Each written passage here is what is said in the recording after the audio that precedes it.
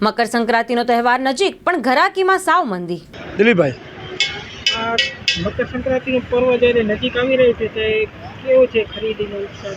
આ વર્ષે મકર સંક્રાંતિનો જે ઉત્સવ છે સારી રીતે છે, પણ જે વાતાવરણ છે એના કારણે આ વર્ષ ગયા વર્ષ કરતાં આ વખતે મંદું છે।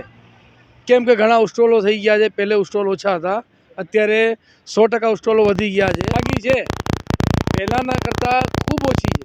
હવે એવું લાગે છે કે જો આજે 11 તારીખે થોડુંક હોય, 12 તારીખે પણ દેખાય, પણ આ વર્ષનો જે છે 2024માં જે અત્યારે ઉત્સવ થયો છે આપણે મકર સંક્રાંતિનો, તો અત્યારે એટલી ઘરાકી નથી ને 100% માલ અત્યારે પડી રહેવાનો છે। એટલી બધી ઘરાકી 100% નહીં થાય એટલી આશા છે આપણને।